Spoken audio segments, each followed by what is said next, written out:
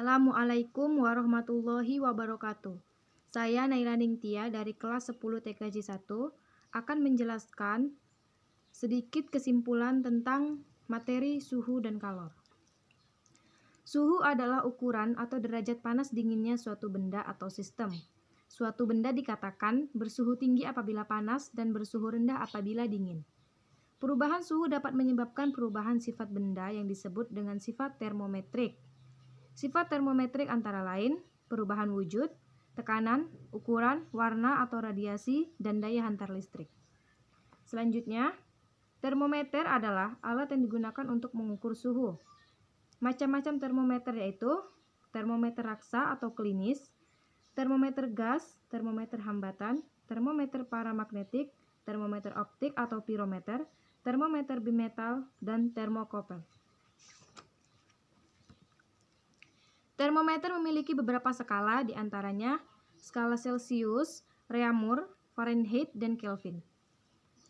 Penetapan skala termometer didasarkan atas dua titik acuan skala, yaitu titik tetap atas atau TA, di mana titik didih air pada ketekanan 1 atm, dan titik tetap bawah atau TB adalah titik beku air pada tekanan 1 atm. Selanjutnya, pemuaian zat cair yang dapat terjadi adalah pemuaian volume. Volume zat cair yang mengalami perubahan suhu berbanding lurus dengan kenaikan suhu.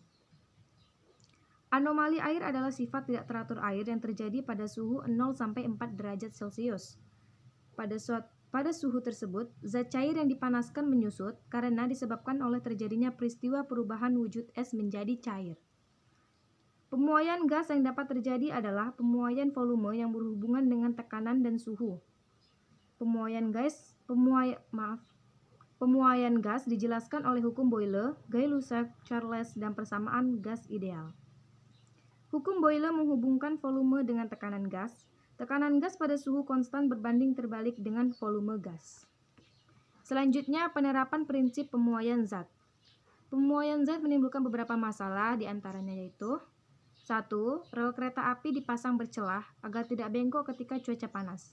2. Bingkai kaca pada jendela ukurannya lebih besar daripada kaca untuk menghindari pecahnya kaca ketika memuai karena udara panas. Dan 3. Kabel listrik di pinggir jalan dibuat kendur agar pada malam hari tidak putus karena menegang dikarenakan cuaca yang dingin. Dan keuntungan dari peristiwa pemuaian yaitu 1. Keping bimetal, yaitu gabungan dua plat logam yang berbeda yang menempel lalu dipanaskan. Keping bimetal digunakan pada termostat saklar otomatis dan lain-lain. 2. Pemasangan roda logam. Ban baja yang akan dipasangkan ke roda ukurannya lebih kecil dari roda, sehingga tidak dapat dipasang secara langsung. Caranya adalah dengan memanaskan ban baja sehingga memuai, lalu masukkan ke roda. Selanjutnya yaitu kalor. Kalor adalah Kalor adalah energi yang berpindah dari benda bersuhu tinggi ke benda yang bersuhu lebih rendah untuk mencapai kesetimbangan termal. Satuan kalor yang sering digunakan 1 Joule sama dengan 0,24 kal. 1 kal sama dengan 4,2 Joule. Perubahan wujud oleh kalor. 1. Peluburan, proses perubahan zat cair menjadi zat padat. Pembekuan, proses perubahan zat padat menjadi cair. Penguapan, proses perubahan zat cair menjadi gas. Pengembunan, proses perubahan gas menjadi zat cair. Pengkristalan, proses perubahan gas menjadi zat padat. Dan penyubliman, proses perubahan zat padat menjadi gas. Selanjutnya perpindahan kalor. 1. Konduksi, yaitu perpindahan kalor dengan zat perantara tanpa disertai perpindahan partikel-partikel zat. 2. Konveksi, yaitu perpindahan kalor dengan zat perantara dengan disertai perpindahan partikel-partikel zat. 3.